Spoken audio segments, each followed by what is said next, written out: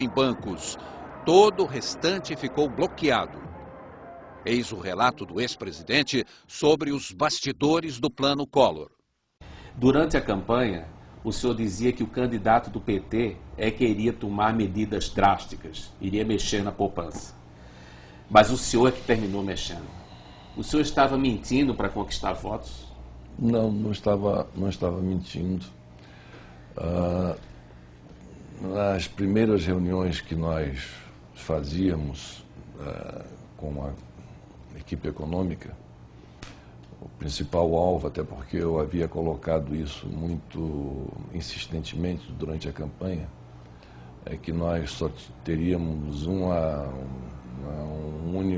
única chance de debelar a inflação. E que nós iríamos debelá-la num IPOM, que é um golpe de lutas marciais em que a luta termina, pela perfeição do golpe dado na luta. E nessa luta contra a inflação eu dizia, vou dar um IPOM na inflação, vamos acabar com ela. Então isso gerou um compromisso muito forte, já que era algo que atormentava o cotidiano da população brasileira de forma muito presente, muito assintosa.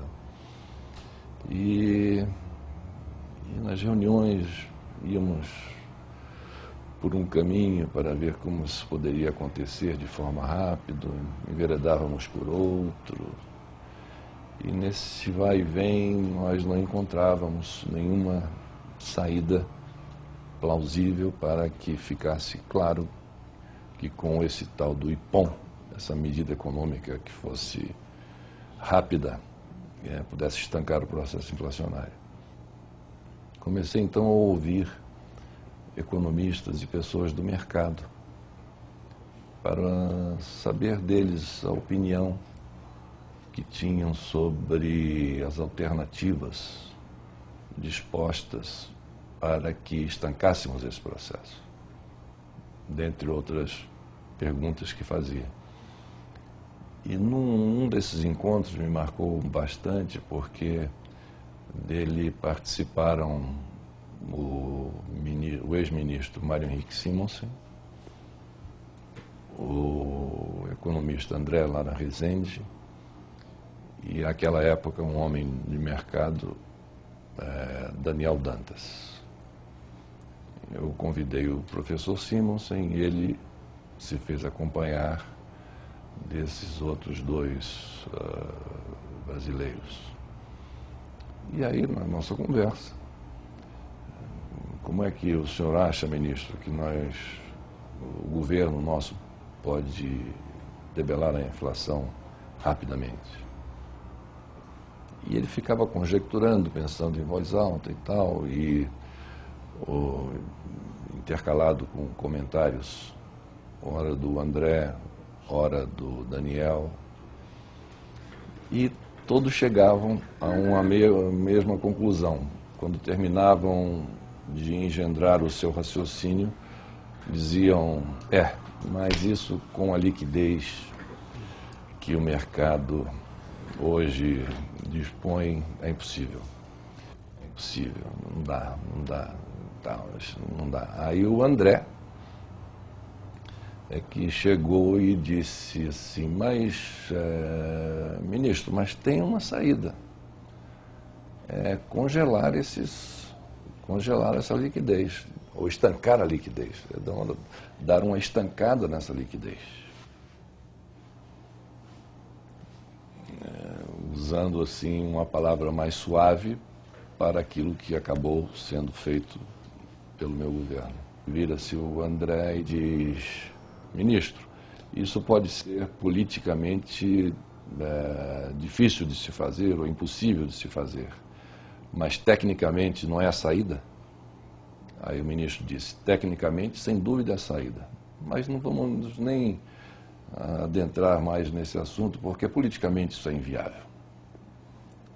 E aquilo me marcou, vindo do ministro, dizendo que tecnicamente era a saída, mas politicamente inviável. porque dificilmente um governo conseguiria implementar aquilo sem que houvesse uma comoção nacional e com desdobramentos até imprevisíveis, né?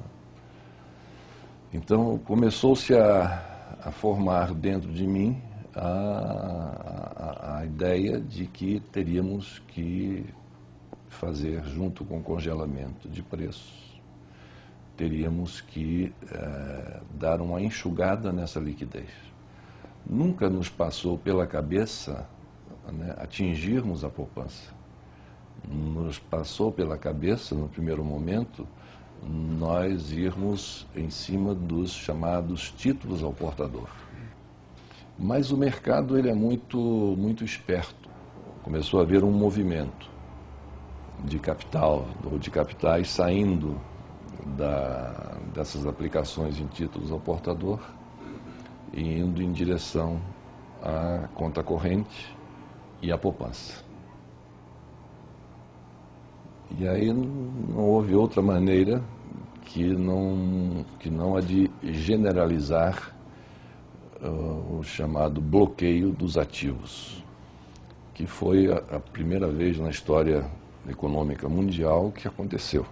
Se o candidato Luiz Inácio Lula da Silva tivesse vencido a eleição de 89 e tivesse bloqueado a poupança e as contas correntes, o que é que teria acontecido com ele? O senhor acha que ele se sustentaria no poder? Bom, eu vou me valer de um depoimento dado pelo hoje senador Aloysio Mercadante. Procurou a ministra e disse: Zélia, esse era o programa dos nossos sonhos.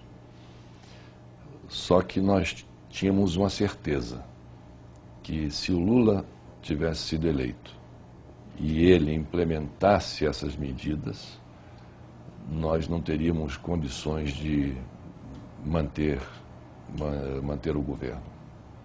O governo cairia. Para ser bem direto, bloquear as contas correntes de milhões de brasileiros foi uma loucura? Foi um gesto que eu diria tecnicamente amparado, mas foi um ato de um voluntarismo muito grande e de coragem, sobretudo. Com 60 anos de idade, qual é a grande crítica que o senhor faz ao Fernando Collor, de 40 anos, o mais jovem presidente da República eleito no Brasil? A grande crítica que eu faço é a pouca capacidade que eu tive de perceber que ninguém governa sem uma base parlamentar sólida. Dentro desse presidencialismo de coalizão em que nós estamos inseridos, e que é um sistema político inteiramente ultrapassado e defasado, daí eu defender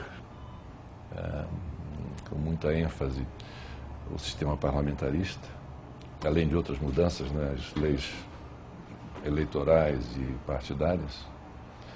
Ninguém pode governar sem um Congresso nesse sistema de presidencialismo de coalizão.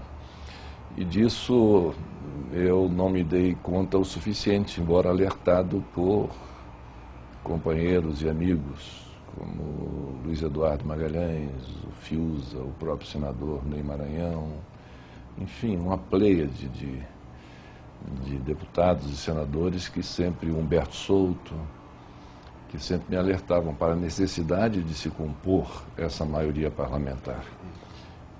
E isso, sem dúvida nenhuma, foi o principal ponto, até por ser nevrálgico, que ao não dar a devida atenção, fez com que eu incorresse no grande erro cometido no meu governo.